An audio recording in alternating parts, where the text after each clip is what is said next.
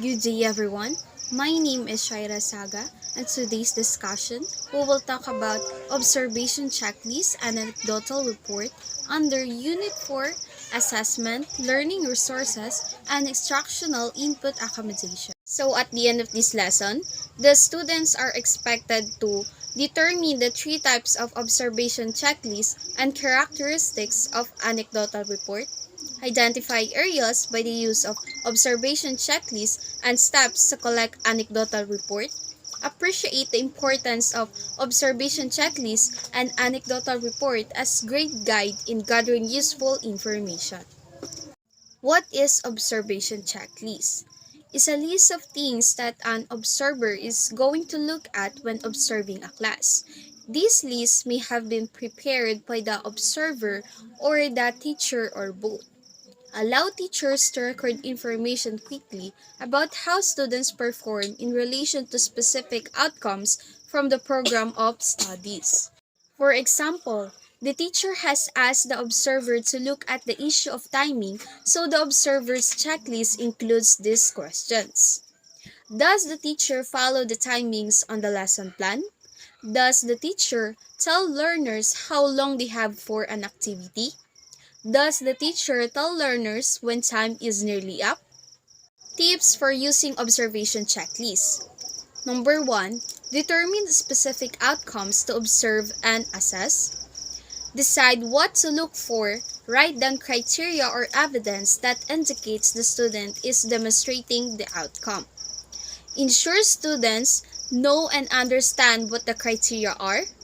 Target your observation by selecting 4 to 5 students per class and 1 or 2 specific outcomes to observe. Develop a data gathering system such as clipboard for anecdotal notes, a checklist or rubric, or a video or audio recorder. Collect observations over a number of classes during a reporting period and look for pattern or performance. Date all observations. Share observations with students, both individually and in a group. Make the observation specific and describe how this demonstrates or promotes thinking and learning. And the last tips is use the information gathered from observation to enhance or modify future instruction. So there are three types of observation checklists and what to observe. So the first observation checklist is teacher observation checklist. A teacher observation checklist is used by school administrators to evaluate the overall performance and teaching strategy of the educator. So there are key areas to focus on when performing a teacher observation. One is conduct an observation check on different key areas such as planning, teaching techniques, and student or teacher relationships. Add detailed notes or comments. Add comments or recommendations. Complete the checklist by capturing electronic signatures of the instructor, and observer. Observation checklist is student observation checklist. Is used by teachers to perform an individual or group evaluation on students regarding their behaviors and interactions within the classroom. So, key areas to focus on when performing a student observation. Academic instructional behaviors. These checks for the students' working habits and organizational skills. Social behaviors. This refers to the interaction of the students with the people they surrounded within the school, including peers and adults. General behavior and conduct. This area pertains to the students' overall behavior. Class observation checklist is classroom observation checklist. Is a tool used by a school administrators to ensure that a positive and conductive learning environment is provided for the students. So, key areas to focus on when performing a classroom observations. The first one is developmentally appropriate materials are displayed and accessible to students. The classroom reflects the culture, language, ethnicity, and developmental stages of the students. attendance is taken, there is a lesson plan used. Previous day's course content is reviewed.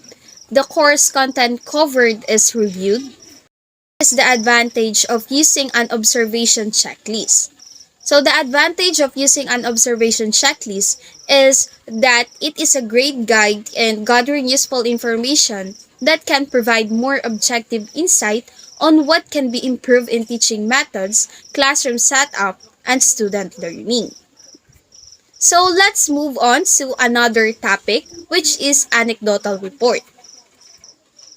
So what is anecdotal report or record? And is descriptive of incidents or events that are important to the person. Observing informal device used by the teacher to record the behavior of students as observed by him from time to time. Characteristics of anecdotal report. The first one is simple reports of behavior, result of direct observation, accurate and specific, gives context of child's behavior, and the last one is records unusual and typical behaviors. Steps in collecting anecdotal record. So the first one is plan ahead to collect information in important curriculum areas. Choose the skills to observe during different activities and in different areas in your classroom. Include the date and time, name, setting, curriculum area, and an objective of description. Keep it simple. Use clipboards, labels, sticky notes, paper, or an activity matrix. Choose the most efficient method for your teaching team. Then the last one is go high-tech record observations using a handheld electronic device. Purpose of anecdotal report. Teacher is able to understand his or her pupil in a realistic manner. It provides an opportunity for healthy pupil-teacher relationship. It can be maintained in the areas of behavior that cannot be evaluated. The importance of anecdotal report. Anecdotal reports are extremely valuable because they are based on facts. They assist teachers in planning experiences for children based on what they know about their developmental levels in all areas. They are also extremely useful when speaking with parents or caregivers because they are based on facts rather than opinions.